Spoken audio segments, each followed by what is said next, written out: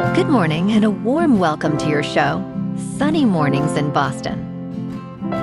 I'm your host, Melissa, and it's Friday, July 24th. You'll be interested to know, 115 years ago, today in 1911, explorer Hiram Bingham led a Yale University expedition and brought the Machu Picchu mountain citadel to international attention after local guides revealed the site in the high Andes.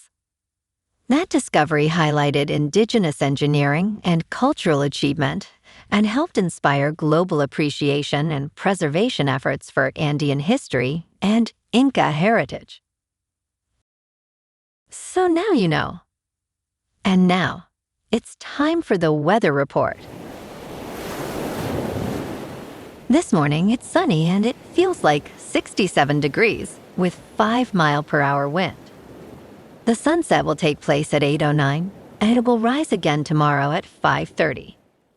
It looks like we're in for a sunny day with temperatures climbing to around 82 and a light southwest breeze around 8 miles per hour. If you're inland, it will hit a high of 83. Tonight, expect mostly clear skies with a low of 63 and a light south wind around 6 miles per hour. The nearshore buoy at Cape Cod Bay reads 70 degrees for the water temperature. Looking ahead in the weather. Saturday will be sunny with a high near 80 and light east winds up to 10 miles per hour, becoming partly cloudy overnight with a low near 59. Sunday stays mostly sunny with a high near 76 and a low near 63. Then Monday warms to near 82 with a chance of showers late Monday night. Tuesday brings a chance of rain before midday, then likely showers and thunderstorms with a high near 81 and occasional gusty south to southwest winds. Bonjour, food enthusiasts. This podcast is brought to you by Versailles Cafe and Pastries in Encinitas. Nestled on El Camino Real South, just north of Encinitas Boulevard, this cafe is a haven for culinary delights. Indulge in their amazing Eggs Benedict or their gluten-free crepes. You can grab a panini for lunch or just breeze on through to get your morning coffee. They are open every day from 8 to 5. So stop on by and don't forget to tell them Sunny Morning sent you. In local news, dozens of immigrant advocates gathered at Boston City Hall Plaza on Thursday, urging Congress to extend temporary protected status for Haitians and Syrians. They warned that ending the program would lead to family separations, worsen labor shortages, and expose thousands to deportation.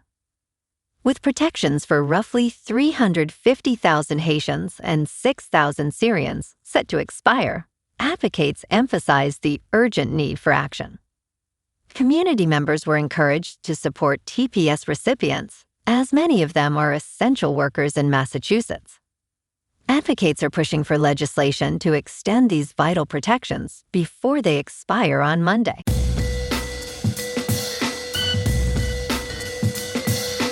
Now on to sports. Arizona Cardinals quarterback Jacoby Brissett will participate in training camp amid ongoing contract negotiations, with no hold-in or hold-out planned. Coach Mike Loeffler confirmed that Brissett will practice on the camp's first day, despite no agreement reached yet. Brissett's attendance is important, as he missed most of the off-season program, only reporting during mandatory minicamp as a non-participant.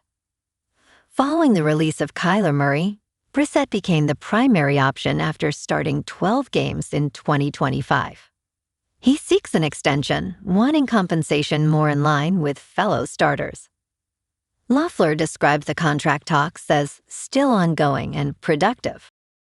In local sports, the Red Sox kept rolling last Wednesday, beating Baltimore 6-3 at Fenway. Jake Bennett was sharp on the mound with 4 strikeouts over 5 2/3 innings, and Aroldis Chapman locked down save number 23. Jarren Duran drove in 3 runs while Cedar Rafaela went deep with an RBI. Boston is on a 9-1 tear lately, And tonight they host Toronto at 7:15 to open a 3-game series. Patrick Sandoval takes the mound against the Blue Jays' Trey Yasavage, with momentum firmly on the Sox side. In other news, top prospect Franklin Arias got promoted to AAA Worcester after dominating at Portland. The 20-year-old shortstop is ranked 3rd overall in baseball and hit 19 home runs this season, nearly matching his entire first 3 professional years combined. He could push for a September call-up. The organization is also exploring second baseman Marcelo Mayer as a trade piece with the August 3rd deadline approaching, with interest in Angels shortstop Zach Nato. Meanwhile, the Celtics locked up Jordan Walsh with a 3-year, $15 million extension. The young wing shot 50.9% from the field and 38% from 3 while playing elite defense. It is a steal for a second-round pick and exactly the kind of value deal Boston needs managing big money for Tatum and George. In top news, the Justice Department is dropping the subpoenas it filed demanding grand jury testimony and phone records from New York Times journalists after sharp questioning from a federal judge. The government had insisted it was acting solely in the interest of national security. At the hearing, the U.S. District Court Judge Arun Subramanian expressed concerns about violations of protections for journalists. He threatened to impose sanctions against federal attorneys for misleading the court. David McGraw, the lead newsroom lawyer for the New York Times, called it a great day for the First Amendment. The Justice Department maintains its investigation remains ongoing. In business news, AMD's rivalry with NVIDIA is increasingly moving into a new realm. The chip makers are best known for competing in the graphics processing unit business, but they are stepping up their offerings in the attractive market for server central processing units. Advanced Micro Devices has been coming after NVIDIA in the market for graphics processing units. However, the smaller chip companies' new product announcements show there is fierce competition in the market for central processing units as well.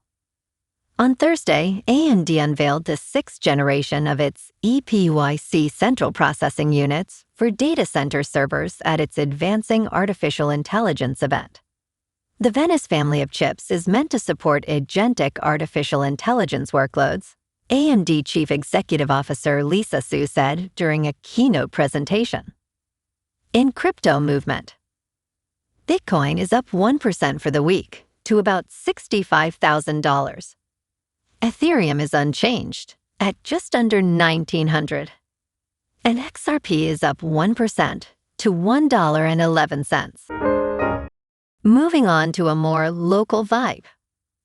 In our community spotlight on health and wellness, we are working with a national Pilates studio to bring you some free classes, so listen up. Check out Club Pilates, with several locations in the Boston area.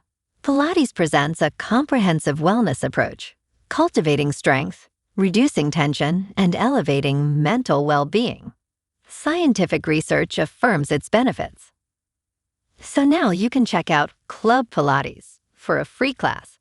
With locations in Canton, Wellesley, Hingham, Brookline, and Framingham, just be sure to tell them Sunny Morning sent you by. And now, back to the show. Let's talk tech.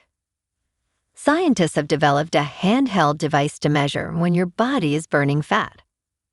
This breathalyzer identifies the amount of acetone in your breath to determine if you are in ketosis. While smart scales and smartwatches use bioelectrical impedance for quick estimates, accurately measuring fat burning is more complex.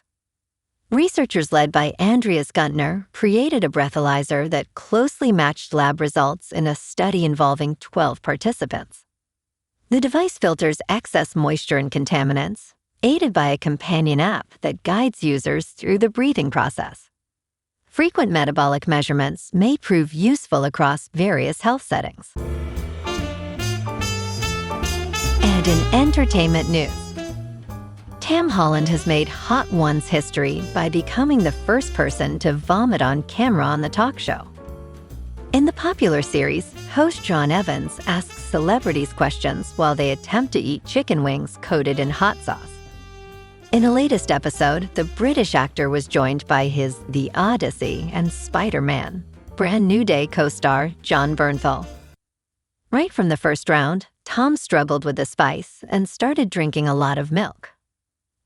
"That's battery acid," he stated, later adding, "I feel like I could black out." After the round, Tom coughed uncontrollably and suddenly keeled to the ground to throw up. John declared, "Let's go. Take a picture of that." The Uncharted star recovered and insisted, "You can use that footage." Tom proudly declared that he managed to keep his outfit clean, saying, "Look, Louis Vuitton, I got none of it on my clothes." To conclude, John asked Sean whether anyone had puked on set before, with the host replying, "That might be the first on set ever." "I love being the first," smiled Tom. The Odyssey is now showing in cinemas, while Spider-Man, Brand New Day, opens on July 31st. Well, alrighty folks, it's time for the quote of the day. And today, our quote comes from the American historian and author, David McCullough. And he said, "History is who we are and why we are the way we are." And that's a wrap for this morning. You can check out our Instagram, YouTube, and TikTok for some captivating aerial videos with local news and the weather reports. Have an amazing day, my good friends. We'll see you tomorrow with another episode of Sunny Mornings in Boston.